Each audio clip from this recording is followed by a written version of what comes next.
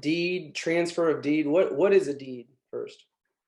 So the deed is basically the legal formalistic document or form that transfers or conveys the title to what we call real property, which is, land, someone's home.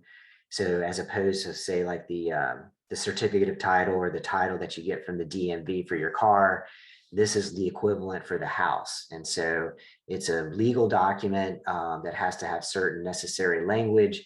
It also has to be signed and witnessed and notarized in order for it to be valid. So that's the main mechanism that transfers the title from the existing owner. They're going to sign a deed over at closing that's going to have their name on it. They're going to sign it, have it witnessed, have it notarized, and it's going to have the new homeowner's name on the deed. So once we have that, we'll take that, we'll record that in the public records. So in theory, it's out there for the world to see that the new homeowner holds title to the property, to the house. So there's different either types of deeds or ways that deeds are conveyed. Can you talk about the difference between like a quitclaim deed and a warranty deed or any other deeds that might be? Sure, there's basically kind of break it down into three parts. And so there's a general warranty deed, or it's referred to as a warranty deed. Then there's a special warranty deed, and then there's a quitclaim deed.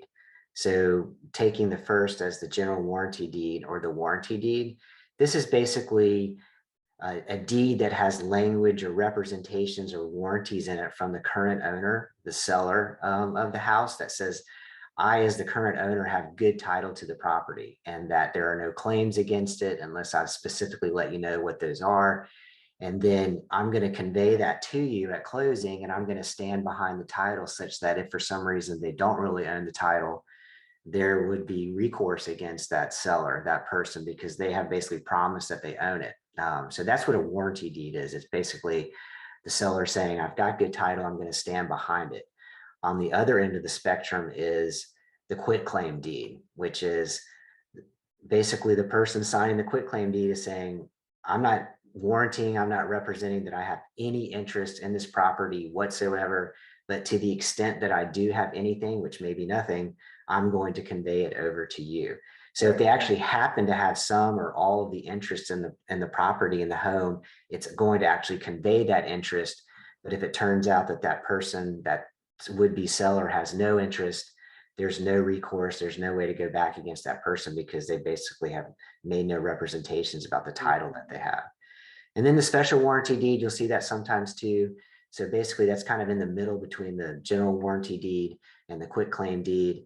And it's essentially the owner or the person signing the deed saying, I'm saying that I have good title to the property, but I don't know anything else about it from the time before that I purchased it or I took title to the Yeah. property.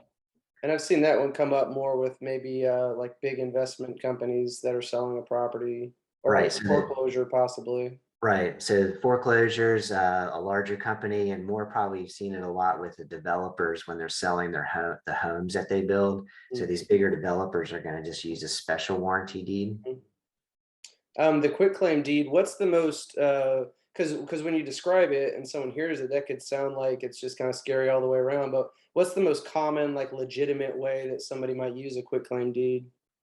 Someone might use a quit claim deed if they've taken a property through a foreclosure. So those investors that stand on the courthouse steps, or actually that's online now, they get online and they bid on the foreclosed property, and then they actually might be the winning bidder, and then they get title through the foreclosure process. Someone like that may sign a quit claim deed just because they're relying on the foreclosure process to properly take out anybody before them. And so that foreclosure process may have not been done correctly. Or more common is the folks that they purchase properties from the tax collector. When there's a tax sale, they'll take title to the property through a separate means or document from the tax collector. And if they're going to convey it, they would probably use a quitclaim deed too, because again, it's a process to go through the tax sale like a foreclosure process. And someone that takes title, it may or may not be completely legitimate.